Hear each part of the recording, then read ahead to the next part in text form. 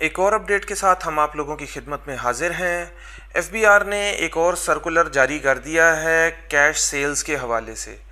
जैसे कि आप लोगों को मालूम है कि सेक्शन 21S एक नया सेक्शन इंट्रोड्यूस किया गया है इस फाइनेंशियल बजट में, और उसमें जो डिस्कस किया गया है उसके ऊपर पहले ही हम काफ़ी तफसील से वीडियोस बना चुके हैं, जिन सारी वीडियोस का हम आई के बटन में लिंक्स भी दे देंगे ताकि अगर आप उनको दोबारा से रिव्यू करना चाहें तो उनको भी रिव्यू कर सकें। इसी के हवाले से फिर एफबीआर ने एक एक्सप्लेनेशन दी, यानी एक सर्कुलर जारी किया जिसमें एफबीआर ने बाकी सारी एक्सप्लेनेशन के साथ कैश सेल के ऊपर भी एक्सप्लेनेशन जारी की। फिर उसके बाद उस एक्सप्लेनेशन में उन्होंने यानी कि ये कहा कि अगर कोई शख्स जो है वो कैश की सेल करता है लेकिन फिर उस अमाउंट को बैंक में डिपॉज़िट कर देता है तो उसको बैंकिंग चैनल ही तस्वूर किया जाएगा। लेकिन अभी दोबारा मंजर आम पे एक और अपडेट सामने आई है, वो ये कि एफबीआर ने एक और सर्कुलर यानी कि सर्कुलर नंबर 2 जो 2025 के लिए है, एक और सर्कुलर जारी किया है जिसमें वो ये डिस्कस कर रहे हैं कि भाई अगर कोई शख्स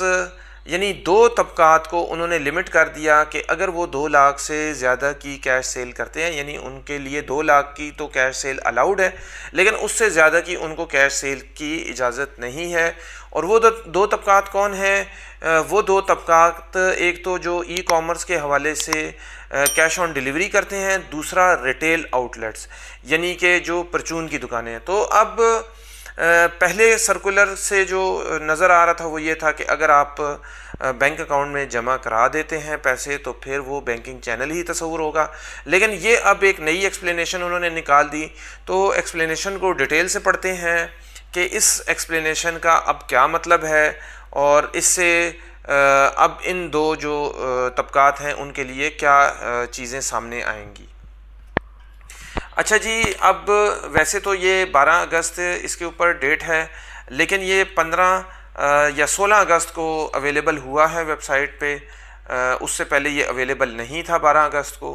चलें एक्सप्लेनेशन। अच्छा, इसमें वो सब्जेक्ट में कहते हैं कि जी explanation regarding transactional limit for cash based payments for retail outlets. तो उसी के हवाले से वो कह रहे हैं कि in order to promote the government's overall objective जो कि कैशलेस इकॉनमी है उसके हवाले से, और सेक्शन 21S जो कि इस साल इंट्रोड्यूस किया गया है उस हवाले से वो कह रहे हैं कि क्या होगा कि cash based payments for retail outlets to be followed for e commerce, और इसकी लिमिट उन्होंने कहा कि 2 लाख है। तो इस हवाले से अब ये एक नया सर्कुलर सामने आ गया है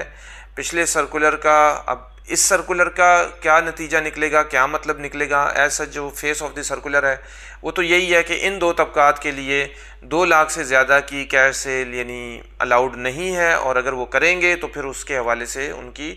कॉस्ट ऑफ सेल डिसअलाउ होगी, और अगर वो यानी करेंगे और उसके बावजूद बैंक में जमा कराएंगे तो क्या वो कैश सेल तस्वूर की जाएगी या बैंकिंग चैनल तस्वूर किया जाएगा। अब ये एक और कन्फ्यूजन बीच में आ गई है, क्योंकि पिछली एक्सप्लेनेशन से तो बात क्लियर हो गई थी कि अगर बैंक में डिपॉज़िट कर देते हैं तो फिर वो बैंकिंग चैनल ही तस्वूर किया जाएगा, और आइडियली पर्पज़ भी यही है कि अगर कैश सेल की भी है और लेकिन उसके बावजूद वो बंदा बैंक में उसको जमा करा रहा है तो उसको बैंकिंग चैनल ही तस्वूर करना चाहिए। लेकिन इस हवाले से अब ये एक्सप्लेनेशन, अब इसमें ये जिक्र नहीं किया गया, तो इसका मतलब तो यही है कि 2 लाख से ज़्यादा की उनको कैश सेल अलाउड नहीं है। तो मैं उम्मीद करता हूँ आप लोगों को हमारी ये अपडेट, ये वीडियो पसंद आई होगी। इसके हवाले से मज़ीद आप लोग क्या समझते हैं, आप लोगों की क्या राय है, कमेंट बॉक्स में आप लोग अपनी राय का इजहार करें ताकि एक हेल्दी डिस्कशन इसके ऊपर की जा सके। और इसके अलावा मज़ीद आप लोगों के अगर कोई क्वेश्चंस हैं, सवालात हैं तो वो भी आप लोग कमेंट बॉक्स में करें और हम आप लोगों के सवालात का जवाब भी साथ साथ देते हैं। और दूसरा ये कि अगर आप लोग समझते हैं कि किसी टॉपिक के ऊपर वीडियो बननी चाहिए तो वो